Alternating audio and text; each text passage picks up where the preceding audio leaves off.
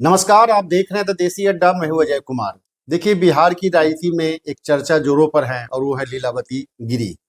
सिवान की राजनीति में भी एक भूचाल सा ऐसा लगता है कि आ गया है। और जब से मंगल पांडे लीलावती गिरी से मिले हैं, तब से राजनीति गलियारे में चर्चा जोरों पर है कि क्या लीलावती गिरी भगवा रंग में रंग जाएंगी।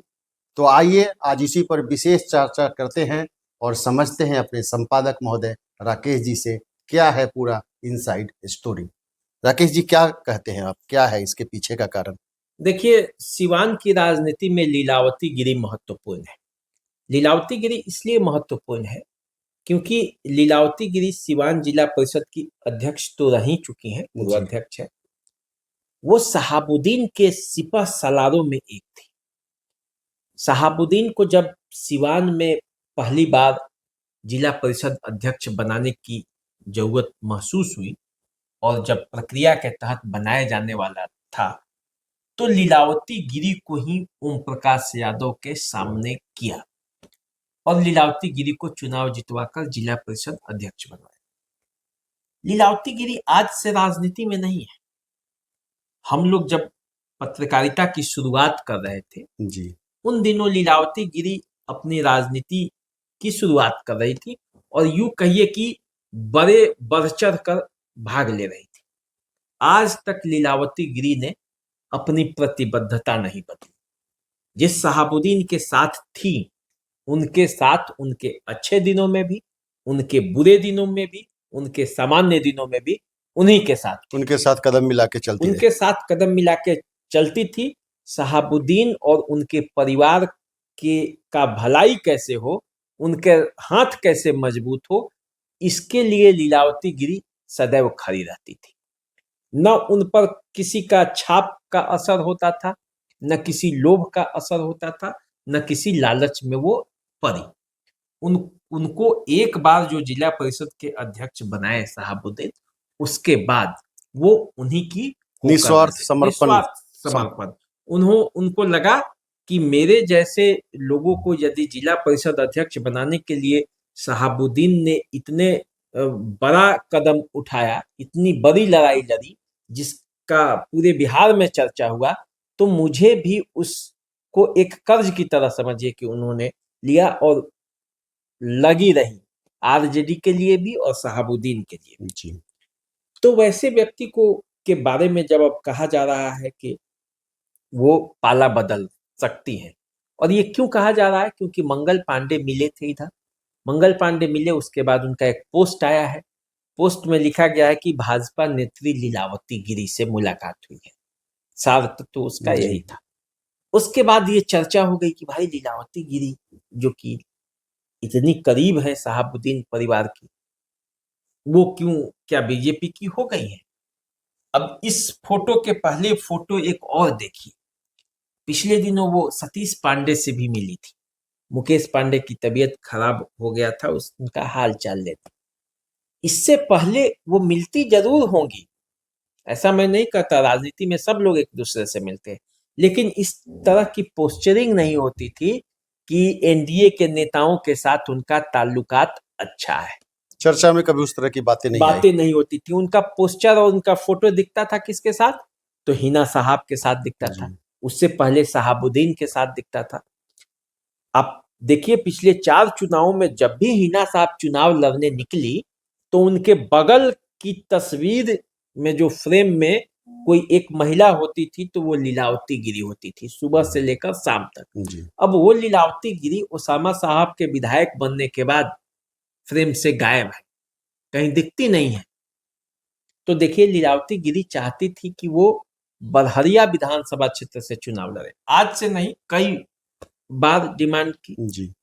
और लोग भी चाहते थे, उनके समर्थक चाहते थे, वो चाहती थी, और वो इसको डिजर्व भी करती थी, मेरा जो मानना है। बिल्कुल। क्योंकि एक ऐसी कार्यकर्ता जो करीब करीब 96-97 से ही राजनीति में सक्रिय हो, 2 दशक से समर्पित। 2 दशक से समर्पित हो आरजेडी के लिए, किसी योग्यता के मामले में किसी से कम नहीं, वफादारी के मामले में कम नहीं, वो व्यक्ति यदि आज तक एक टिकट नहीं मिला, जबकि लोगों का मानना है कि हिना साहब और ओसामा साहब के चाहने से टिकट मिल जाएगा।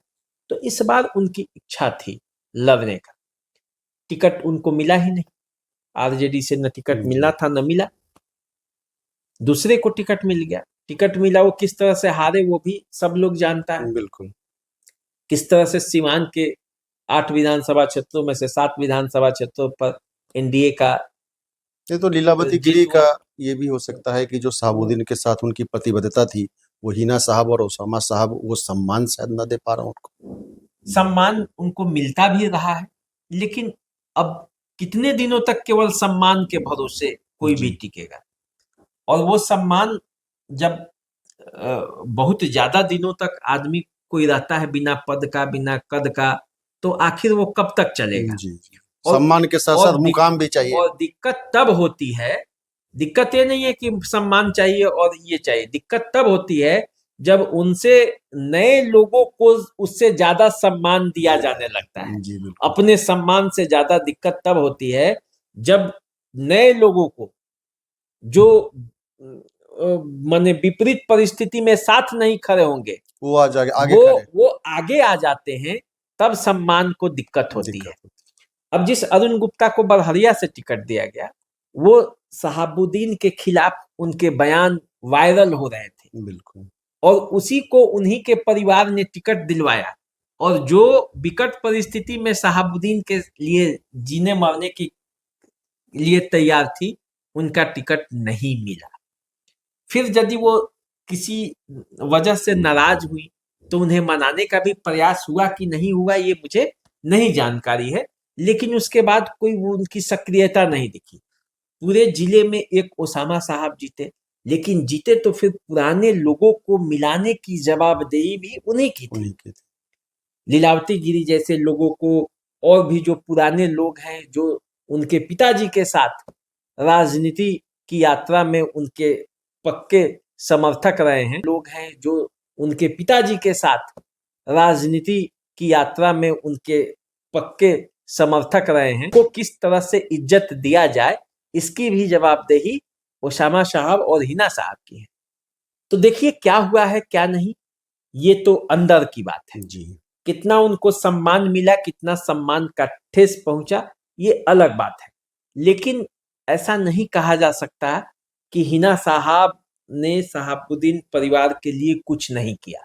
वो 24 घंटे वफादारी के साथ उनके लिए खड़ी रही।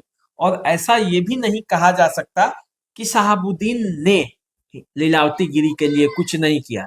शहाबुद्दीन ने लीलावती गिरी के लिए बहुत कुछ किया, लेकिन अब जो है क्या मामला बना और क्यों उनका जो है झुकाव एनडीए के तरफ हो रहा है, ये आने वाले समय में पता चलेगा। तो क्या बीजेपी के रंग में रंगने वाली है लीलावती गिरी, इसके लिए आपको थोड़ा सा इंतजार करना पड़ेगा और देखना पड़ेगा कि असल में वजह क्या होता है। जब खुलेआम तौर पर लीलावती गिरी बीजेपी में ज्वाइन करेंगी या नहीं करेंगी, या क्या मामला है, अभी तक उनके तरफ से चुप्पी है।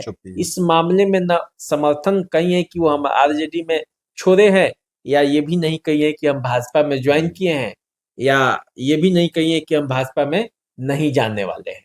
तो अब क्या मामला है, ये थोड़ा दिन इंतजार करो। तो लीलावती गिरी और मंगल पांडे का मुलाकात एक औपचारिक था या इसके पीछे कुछ राजनीति मायने है, ये आने वाले समय में जल्दी इस पे पर्दा हटेगा। तो आप इंतजार कीजिए और हमें दीजिए इजाजत, तब तक के लिए नमस्कार।